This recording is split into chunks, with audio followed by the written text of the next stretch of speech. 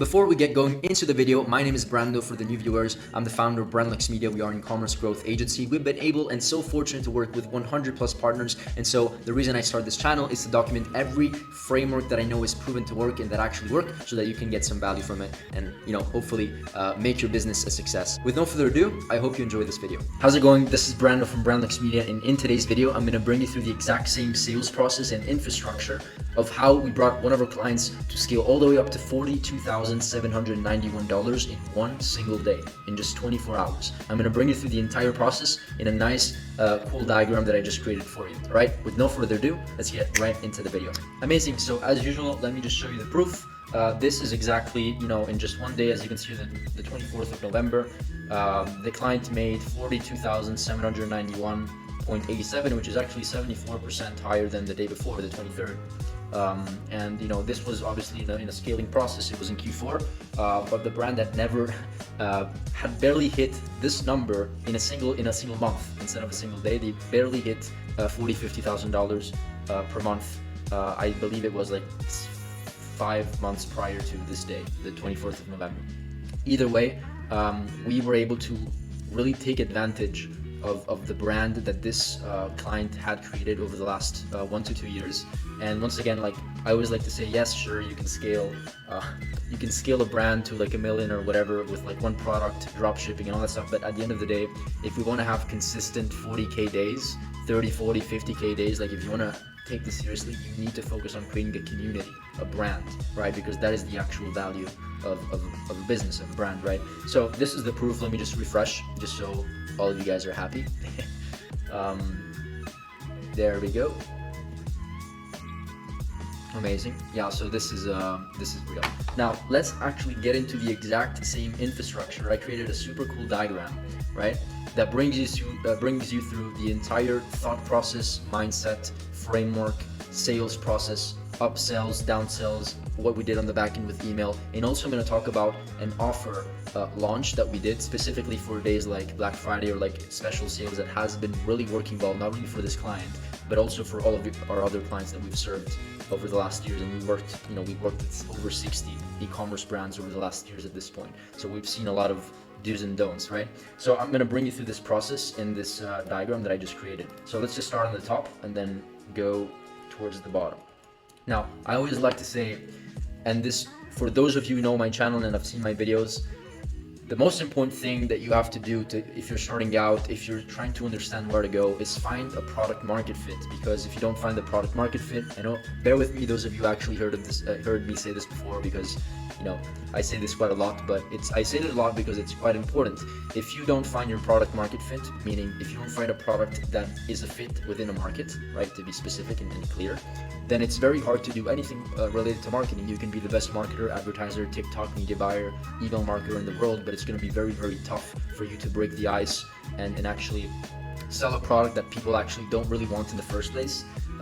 If you know what I'm talking about here. But so find that product market fit, and I'm gonna do perhaps a whole other video of what a product market fit actually means. How do you find one? What are the criteria that you need to follow in order to find a product that has a higher chance of having a market fit, right? So I'm gonna have maybe another video about that. But the first phase is finding a product that actually sells and people are interested in and want. The second thing that we need to focus on is offer mastery. Okay, so having a great product and selling a product that people actually want is not, like, it's actually not enough. Okay, like sure, you can kill it, you can do great by just having a good product, but what if you compare selling just one singular product with actually selling it with an offer around the product, right? So chances are if there's a specific offer, right, an incentive, and it doesn't have to be like a 70% discount. That's a discount. It's not an offer, right? And if you haven't seen my video where I explain exactly how we tripled, doubled or tripled the average order value and the conversion rate of one of our clients, just because of how we structured the offer, go look it out. I think it's one of the first videos in this YouTube channel. Okay, but master the offer. Okay, whether it's like understanding what angles work, but that's more like another concept. But when I say mastering the offer, it's literally selling the product and making sure that you find the combination, the offer combo that works in the best way and that converts in the best way, and that also allows people to spend more, therefore increasing average order value, right? An offer, for example, could be buy one get one free, or have one product and then have 3 different bundles, right? Buy one, then buy 3, then buy 6, or whatever, and then there's a discount to that, and then you offer a free ebook, right? And then you have something else, or maybe you buy one product and you get another product for free. Like, these are all combinations of offers that you can test. But chances are, once again, not to repeat myself, is that once you find a product, you have to make sure that you find the best offer that converts in the best possible way, and that increases the average order value. Why is this important? Because whenever we go in and scale with ads, it gets really tough and expensive. Like, it really gets expensive, and people don't understand, and they think that if I spend $1 and make 3 now at a $10,000 per month budget, it's not going to be the same if I 10x the budget. If I 10x the budget and go from $10,000 to $100,000 per month in ad spend, it's not going to be the same exact story. There's a lot more creative fatigue. There's a lot more, competition. By the way, as I go on, competition just increases, inflation goes up, and the advertising costs increase. And so what can we do, right? We have to increase the economics of the business, right? And how do we increase the economics of the business? Sure, by optimizing the sales process. I'm going to talk about it here, but also by optimizing the front end, which is offering, mastering the offer on the front end. Okay, let me know if that was clear. I know that I went into a tangent here, but let me know if that was clear. Now, the second thing that we need to do here is scale your content creation. So once you have a proven concept that works, sure, invest in creatives initially. Like, if you're taking this seriously, you want to scale a brand, you need to invest in some creatives, right? But go all in into product photography, video ads, videos on the product, like demonstrations and stuff like that, and also, most importantly, UGC content, user-generated content. I have a whole video on the frameworks and where to find the creators, how to deal with the scaling and starting a UGC infrastructure in other videos. I have plenty of those videos. In fact, I'm probably going to do more in the future because it's so important. But this is the step number 3. So product market fit, find it, master the offer so that people spend more and convert more at the same time, and then scale content creation to just go all in. What happens when you scale content? Your cost per acquisition typically decreases because you're giving and feeding platforms like TikTok and social platforms and Instagram and Facebook better creatives and more creatives, and this is really a fundamental part of the process. Now, let's go into the sales channels over again and how we set up this entire process. Now, what I'm showing you here is what we did for this client, right? So keep in mind, to make $30,000, $40,000, $50,000 in one single day, right? Sure, you can, once again, there's a trillion ways to do this, right? I'm just telling you what has worked for me and what I've noticed over the years after working with 60 brands. Chances are it's kind of hard. Sure, you can do it with one platform, one channel, but it's let me put it this way. You can do it with one platform, one product, one channel, whatever, one offer, one everything. You can do it. You can also scale to $1 million a month or more with just one thing. Chances are it's going to be way harder for you to do that, right? Instead of just focusing on maybe expanding and building more of an omnipresent system where you get 30% of sales from Google, 50% from Facebook and TikTok, and then another 10% from Google search, organic, right? And then you just have organic posts where you have somebody that posts twice a day on your social platforms, and that gets an extra 5% of sales, right? So it's a combination of pieces of the puzzle, and I'm blind. Pieces of the puzzle so that it makes the entire process more efficient. And what I would advise you to do is start with one platform, optimize it. So if you're starting with Facebook, go all in on Facebook, put all your money there, right? Optimize it. Once it's optimized, go and start other channels and start with retargeting, because it's the easiest and most profitable thing that you can start with. So if I'm starting from Facebook, I go from $2,000 a month, $5,000 a month, $10,000 a month. It's profitable, it's working. This is the time where I'm like, okay, let's add a complementary platform that can give me even better results in the short term and also in the long term. So a perfect combination of social platforms is Google. So if you're running TikTok ads and you have Google, or Facebook ads and you're running Google, or both and you're running Google, it's amazing because Google is where you capture the demand and social is where you create it, right? We're distracting people in the middle of the day and we're creating additional demand. Those people wouldn't have never went onto Google and searched, a pet product or whatever you're selling, right? You were distracting them with an ad, getting their attention and creating more awareness in the market so that they also then go to Google and Google becomes more profitable. So this is the perfect example of building omnipresence, right? Also, same thing with SEO or organic. Like when people go into the funnel, we're then able to retarget these people that came in organically through Facebook, TikTok, Google, Pinterest, Snapchat, all these other, platforms. So once again, start with one, master it, move on to a next one, start with retargeting so it's very profitable, and then start with retargeting also maybe with other multiple platforms. And then when is the right time, when you have a little more budget, you can go after search campaigns on Google, more competitive types of campaigns. Same with, you know, whatever the second platform is. This is the approach that I would take. And then for this client, we specifically had some TikTok, Facebook. We were spending. Get away here. It's a fly. We were spending. I'm not sure exactly what we were spending. I know that we were getting around the 3x ROAS. Also on this specific day, but overall it was between 2.5 and 3x ROAS. But we were spending probably 70% of the budget into Facebook. We were doing some TikTok, mostly retargeting, and then we were spending, you know, probably another 20% of the budget into Google, and it was working really well. It was very profitable. And then, you know, the client also hired us, and so with handling their social platforms organically, and so we had somebody post 2, 3, 4 times a day across TikTok.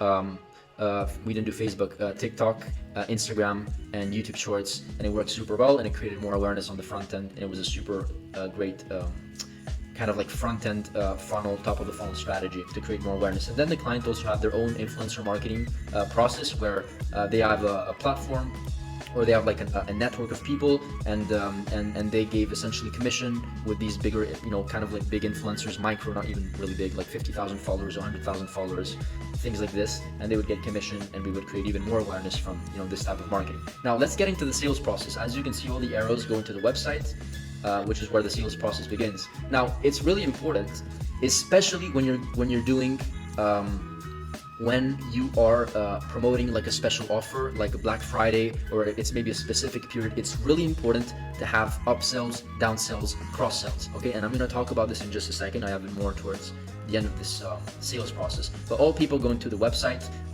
I like to keep, it says website, but you know, what ideally you wanna do is go bring people from like a Facebook ad to a specific collection page or product page or just unique offer, okay? Getting people to the website works, it's fine, but typically I've noticed that if they go to a website instead of like a product page or a landing page, they get distracted, they don't know where, like they don't know your website as much as you do, right? So they need a little bit of a learning curve, and it's, you know, it's not the best if they're completely cold, right?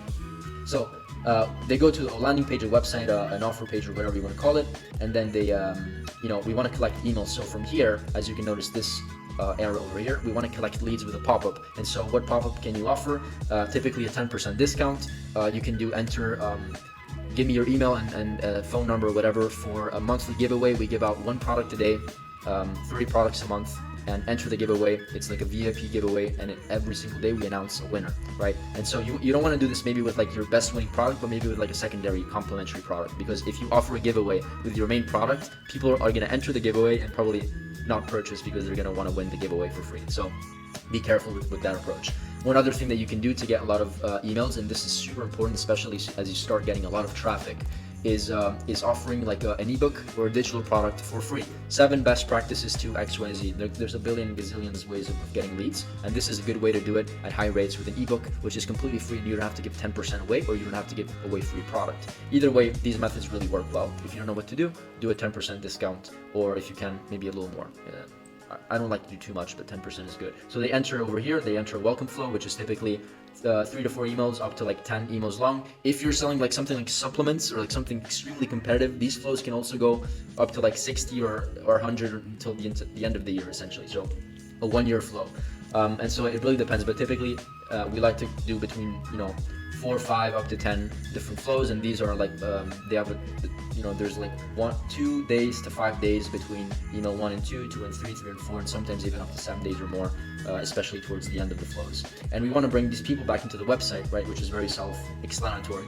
All these emails should be 80% value, 20% promotion. So you don't want to go all in on like get my product. You want to actually provide value, or else people will just unsubscribe, and your deliverability rate will actually drop, and nobody will open your emails. And you know, this email marketing and SMS marketing infrastructure should bring in 20% to 30% of your revenue. So if you're making $1 million a year, then you should expect $200,000 to $300,000 a year just coming from email and SMS. So this is actually really important. The reason why I talk about this as well, and a lot of people don't actually care and give a shit about this, but if you actually want to create a brand, I hope that people that are watching this video eventually aspire, if it's not today, maybe one day tomorrow, they aspire to actually own a brand and build a brand. And this is kind of like my goal with this channel. I want to bring people through the process of building brand and not just selling drop shipping products here and there, because owning your community, like having a community and building brand, is essentially, first of all, like the multiples. If you want to sell the business, like the business evaluation is a lot higher than just a random dropshipping business. So only just for that reason, you should focus on building brand and a community.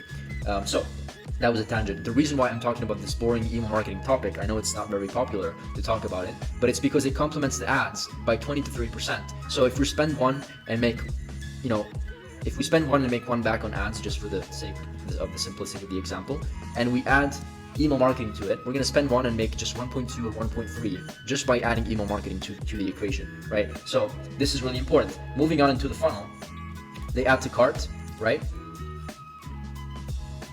And they go through checkout, and then there's sequences and ways to collect emails. As you can see here, there's a welcome flow, but there's also abandoned cart, checkout, browse abandonment, site abandonment. There's different ways to collect emails at different stages. It's not only about cart or checkout, it's also about people that give your email and just look at a product. You can actually retarget them and enter, bring them through a flow. Or they see the product page and they don't buy. If they give you your email, you can retarget those people, right? So there's different layers of retargeting pre-purchase, before they buy, before they actually decide to pull up the cart and buy. So these are essential, and they should be 3, 4, 5 days long each, and they should be well segmented. So once they are in the cart, we like to offer a quick pre-purchase offer where it's maybe more of that same exact product but at a discount. Like, okay, now that you got this, maybe you want 3 more, which is typically what our customers get at a 30% discount, and then you maybe have a timer. What you also want to add in the cart page is a bar, and there's many apps that do this, like a bar that gives them an understanding of how close they are to free shipping, right? If they're at like 70% and they see that there's only 30% left to get free shipping, maybe they buy another product to get advantage of the free shipping and get a better deal. And at the end of the day, once again, it all comes back to how good your offer is. If your offer is great, your conversion rate will be higher and your average order value will be higher. And the same thing applies over here. If you create offers within your main offer, right? You create multiple offers, then the same thing is going to apply. So what we want to offer is a quick pre-purchase upsell, which can also be a complementary product, which is complementary to what they just bought. And there's apps like one-click upsell, where you can decide and have triggers say, okay, if the client or the customer or the lead, whatever, however you want to call it, selects this exact product, then trigger this automation and show this product on the cart page. So there's different ways to do it. Then they go through checkout, same thing through checkout. We want to collect their emails once again and put them into a checkout flow to, in case they forget. And once between checkout and thank you page, there should be 3 offers. And once again, like, you don't have to do this all year long. We like to 100% do it when there's promotions, and when there's in Q4 we build this all over again and customize it to the Q4 offers that are coherent to the front end of marketing and the offers that we promote and the products that we promote and the bundles that we promote on the front end, so that it can complement the entire sales journey, or else it doesn't make sense. You can't just sell an iPhone while you're selling shoes over here. There has to be a sense to it, or else it doesn't work. I would consider having these active throughout the entire year. Just make sure that you customize these offers, once again, whenever there's a specific period in time where you're doing a promotion. So this is how it works. You go from checkout, they see an upsell. What is an upsell? Let me define upsell for you, the terminology. It's essentially, if I buy this water bottle, an upsell is I give you 2 water bottles, or I give you a complimentary product that complements the water bottle but is more expensive. So an upsell is more expensive than the offer that they saw before. And once they hop on this page, it's a very simple page. It's a one-click upsell. There's a short description, 1 or 2 images, the offer, a timer, and a discount. It's a very simple offer, and they can choose yes or no. And you can do this with one-click upsell, for example, which is the app that allows this to happen. And what was I about to say? If they say yes to this offer, it means they're willing to buy. And we're going to offer them another upsell. Okay, so it's 2 upsells, upsell 1 and upsell 2. If they say no and they don't want to move forward with the purchase, that's totally fine, but we want to give them one other chance and offer them a downsell. And a downsell is the exact opposite, something that costs probably the same as your main offer or less. Typically we want to do less. So if you're selling a $50 product here, maybe a downsell is a $30 or $40 product, or even less. It really depends. And if you're selling a $50 product here, an upsell is maybe $70, $100, $150 or more. And so typically one other thing that we want to do is that if they say yes to this upsell, we want to make sure that the second upsell is even maybe slightly more expensive, because they literally prove to us that they're willing to spend. And if they're willing to spend it, let's take advantage of it and provide more value. A lot of people, by the way, they think that this is spamming them. And I see it in the opposite way. I see it, if you're promoting the right products, that this is adding value to the customer. Because if you're actually showing me something I genuinely actually need, right? You're just doing me a favor. It's not like I'm not gonna see this as spam if I generally feel like this product is complementary to what I bought before and I get a better deal. Because you ain't gonna get these deals if you don't buy now. Like, this is not some fake scarcity, right? You're not gonna get these deals if you don't buy within, the checkout and the thank you page right now, the next 10 minutes. It's actually real scarcity. It's not some fake scarcity, okay? So this is what I would do. Either way, they see two offers, either two upsells or one upsell and a downsell, and then we go to checkout. And then on the checkout as well, we want to have more upsells on the thank you page, like related products. Very easy, no pressure upsell, but it's like right there. We have like 3-6 other products or more of the same product with a discount, whatever. You may say something like, we're getting out of stock. Make sure you buy before we stock out, and you have to wait 3 months or something like that. So this is where you collect the cash. And I hope this was clear. This is really, really fundamental. How do you know an upsell works, by the way? It should convert at around 10 to 20%. If you convert at 10 to 20%, meaning that 1 or 2 people out of 10 actually buy more, then you're doing a pretty good job. We've had upsells that convert up to 30%, which is crazy. 3 out of 10 people that buy actually spend more and go after the upsell or the downsell or the second upsell. So these are the numbers that I would go for. Now, very quickly, once again, these are the flows that you're seeing over here. These are all email marketing flows, and whenever the purchaser, the customer, completes the purchase, it's automatically going to go into into the customer base, right? And this is where we start activating post-purchase email marketing infrastructures, right? So we have upsell and follow-ups, right, to make sure that we upsell them. We can literally understand in Klaviyo, for example, in the email marketing infrastructure, we can tell Klaviyo to say, okay, for the people that spent X or for the people that bought this offer or this product, send them this exact flow in email to upsell them this complementary product because it's complementary to what they bought before in the first place. So they go into a list, and then we send a flow. We typically like to send 3 to 7 emails. I just have an example with 5, and then we redirect people back into the website to recycle everything through, but with complementary products. And guess what? Those complementary products are then going to have upsells and downsells again with other complementary products, right? And stuff like that. So there's a bunch of, we just get them back into the funnel so that they can spend more and we're more profitable. This entire process that I'm showing you, this is the most optimized process that you can go after, that is going to give you the best economics of your business. And if your economics of your business are not strong, guess what? You can't scale with ads, right? At the end of the day, the companies that win are the companies that are able to spend the most on the front end to acquire as many customers as possible, compared to somebody that is not willing to spend as much just because they don't have a strong sales process, infrastructure, LTV, lifetime value of a customer, right? And by the way, all these email marketing infrastructures, although they're confusing and maybe boring for some people, this is where the LTV is, right? This is where you're able to get people back into the funnel. And by the way, here we also have weekly emails, so like 1 to 2 emails a week is advised to send over. We want to segment these emails that we're sending. These are email campaigns. They're not flows. They're just one-time off emails. We just want to make sure that we send emails specifically to like a certain type of persona. We don't want to just blast randomly, because if you send emails, even like these flows, really important. If you send emails to random people that have, where they open up an email and they're like, I already read this email, or like, why would I care about this email? Like, they have to be very precise. The targeting has to be on point, which is why you need to segment your list. I have a video about segmentation, or I have to do one. I mean, maybe you're going to talk about email marketing more further on, but let me know if you have any questions about that.